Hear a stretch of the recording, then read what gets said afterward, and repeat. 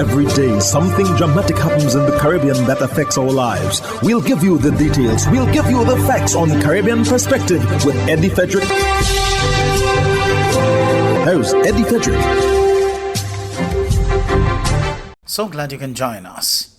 A new day dawned as Tobago has gone green. This story takes the lead in today's edition of Caribbean Perspective for Wednesday, 8th December 2021. Details when we return. Conveniently located in the Grenada Shopping Center, for over 40 years, Food Fair has provided quality service at affordable prices. Now, grocery shopping is made easier and more convenient from the Food Fair web store. Hey, babe. Listen, I need you to go down to Food Fair to get some groceries. All right, no problem. Right away. Thanks, babe. What are you doing? You're supposed to be going Food Fair to get a grocery, man. I am, but didn't you know you can order your groceries online from the Food Fair web store? Are you serious? Of course. All you have to do is just to log on to www.foodfair.gd with credit card in hand, and with an order of $100 or more, Food Fair Grenada will deliver up to 3 miles away. And you don't even have to worry about your information, you know. Their safety measures are excellent. So hold on. You just order online and Food Fair will deliver to you? Yep. Oh, baby, better hurry up and order, man. I already did. They should be here any minute now. Enjoy easy online shopping anytime from your home or office from the Food Fair web store. Food Fair, where you can fill your baskets without emptying your pockets.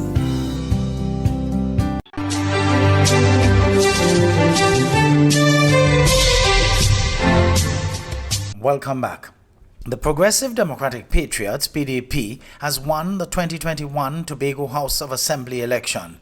A majority of Tobagonians opted for change on Monday when they elected the Progressive Democratic Patriots, PDP, headed by Watson Duke and Farley Augustine, to run their Tobago House of Assembly affairs until 2025.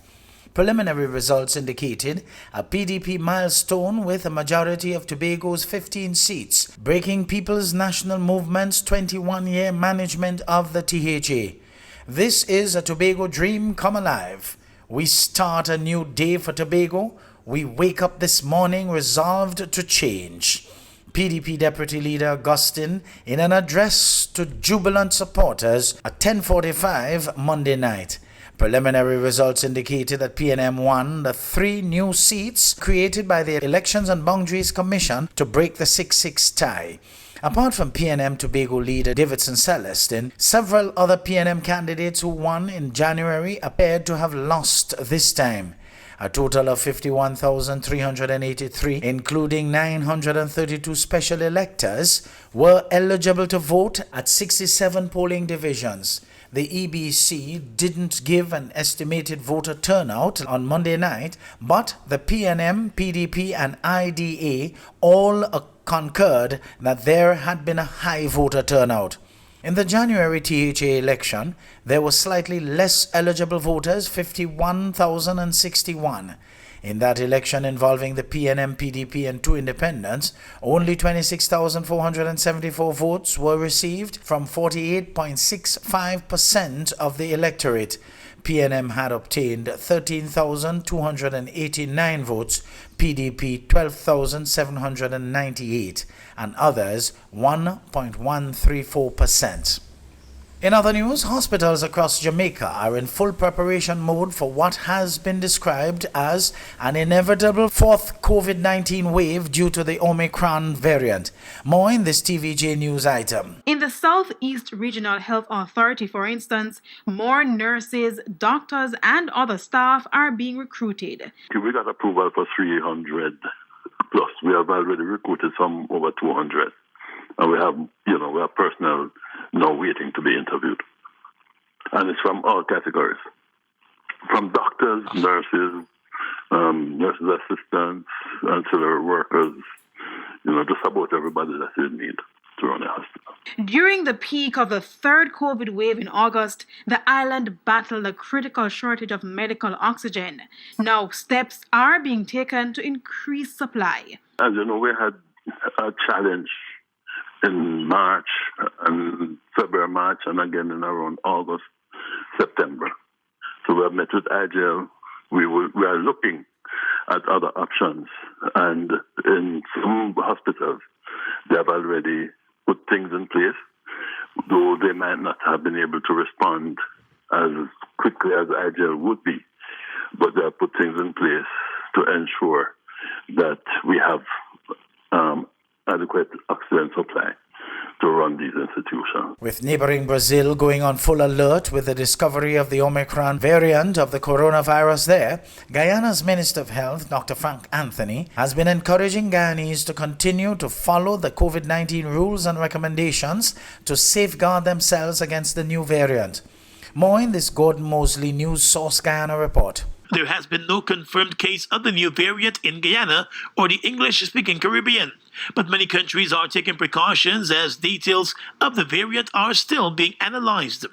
During his daily COVID-19 update today, the Minister of Health said he would encourage persons to safeguard themselves by getting vaccinated and following all of the existing and established COVID-19 protocols. People ought to take precautions and make sure that couple of things. One, that they wear their mask, especially when they're in public spaces and especially when they're in indoor environments. So you need to wear masks, observe social distancing, sanitize. These are all things that will help to prevent spread. And if you are going into indoor environments, make sure that it's properly ventilated so that you don't have air circulating constant, the airflow must be there. You don't want to be in an environment where the air has stagnated. The health minister also reminded that like the other variants, the new Omicron variant is not only spread by droplets, but could also remain in the air in enclosed environments. He said persons should ensure there is constant airflow. Additionally, the Minister of Health said that while information is still being gathered and analyzed about the new variant and its severity, it remains important for persons to get vaccinated. So if you didn't have a first dose, make sure you go and get your first dose. If you had a first dose but didn't go back for your second dose, make sure you do so. Go and get your second dose. Based on information being provided by the scientists studying a new variant worldwide, its symptoms are very similar to the other COVID-19 variants, including the deadly Delta variant. Most cases of the new variant so far appear to be mild, according to the World Health Organization.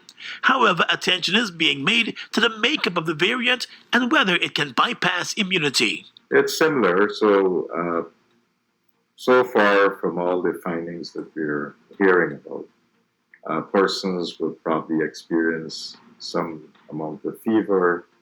They would have runny nose, sneezing. Some people lose their sense of taste, sense of smell, and so forth. So all those typical signs that we've already associated with COVID, those are the typical signs that you have to look out for. The new COVID-19 variant was first discovered by South African scientists and has since been detected in several countries around the world.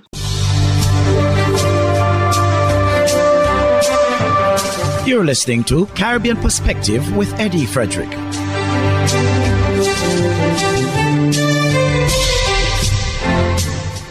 Under the Economic Recovery and Transformation Plan, Government of Barbados has again met its targets and benchmarks in spite of the impact of COVID-19, Hurricane Elsa, and the volcanic ash fall. Barbados Today has more. There's concern about the slow pace of economic growth and a warning that unless measures are implemented to effectively manage the pandemic, it's possible those targets may not be met going forward. At a press conference today where the 12th public report of the BERT Monitoring Committee was released, the co-chair, Tricia Tannis, reported that by the end of September, fiscal and monetary targets were met. Those included the ceiling on public debt, the floor on net international reserves, the floor on social spending, and the ceiling on public institution arrears. But she said the continued severity of the impact of COVID-19, the increasing challenges with supply chain logistics globally, and the continuing rise in oil prices coupled with limited GDP growth opportunities are the main risk to the BERT program. With the anticipated prolonged prevalence of the COVID-19 pandemic, it is critical, therefore, that measures to effectively manage the situation are implemented so businesses can continue to operate safely and provide employment opportunities and to ensure that the healthcare system does not become overwhelmed. being perceived as a safe jurisdiction in the eyes of our major tourism partners, and ensuring that steps are taken to facilitate the efficient and effective conduct of businesses are critical factors to the recovery of the economy and the re-engagement of the many laid-off employees. Tanis added that further recovery in the tourism sector this winter season could be a fillip for the economy. GDP is also very stagnant, and therefore the debt to GDP ratio is rising a bit more swiftly. We can actually tamper that a bit with a bit more growth, and that will come hopefully as we look into a very buoyant peak season, winter season for 2022 to kickstart the economy on sound footing for 2022. Of course, assuming that we don't have any further disruption as occasioned by Omicron or any other additional variants that would force us to be a lot less competitive with our hotel or hospitality offering than we are anticipating at the moment. COVID-19 vaccines to Africa are finally being wrapped up. According to this Reuters television report, getting shots into arms is still proving to be a challenge. At the Sekanani Clinic in rural Kenya, they've only got one reliable fridge, and Clinical Officer Gerald Yayale says making sure they've enough COVID-19 vaccine is a challenge. We do not have a COVID vaccine now. We've run out of stock 5 days ago. His clinic recently had to turn Kenyans away. But Narok County, where it's located, is not short of shots. 14,000 were sitting in a fridge in the nearest town, around 70 miles away. A mix-up meant Sekanani was not sent enough. This is an example of the challenges being faced across Africa that experts say could have an impact on the pandemic globally. Until recently, vaccine supplies were low, partly due to hoarding by richer countries. Just 102 million of the continent's population are fully vaccinated.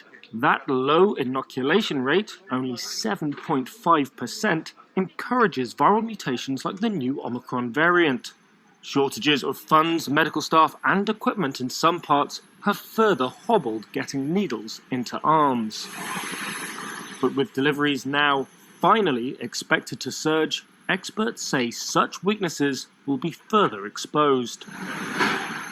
Internal documents from the Gavi Vaccine Alliance say a substantial volume will be Pfizer mRNA vaccines, which require cold chain storage. Even Kenya, which has the capacity to store 3 million Pfizer shots, is worried its cold chain will become constrained, says Dr. Willis Akwale, head of the government's COVID-19 task force. Conveniently located in the Grenada Shopping Center, for over 40 years, Food Fair has provided quality service at affordable prices. Now, grocery shopping is made easier and more convenient from the Food Fair web store. Hey, babe. Listen, I need you to go down to Food Fair to get some groceries. All right, no problem.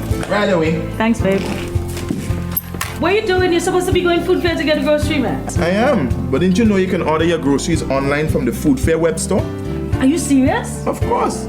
All you have to do is just to log on to www.foodfair.gd with credit card in hand, and with an order of $100 or more, Food Fair Grenada will deliver up to 3 miles away. And you don't even have to worry about your information, you know. Their safety measures are excellent. So hold on. You just order online and Food Fair will deliver to you? Yep. Oh, baby, better hurry up and order, man. I already did. They should be here any minute now.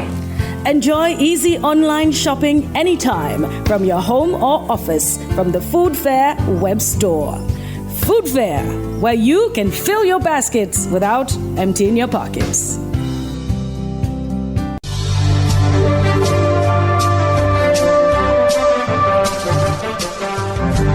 I am Eddie Frederick. This has been Caribbean Perspective, a whole new approach to highlighting developments in the Caribbean. In the meantime, please continue to log on to CaribbeanPerspective.com for more daily news and more.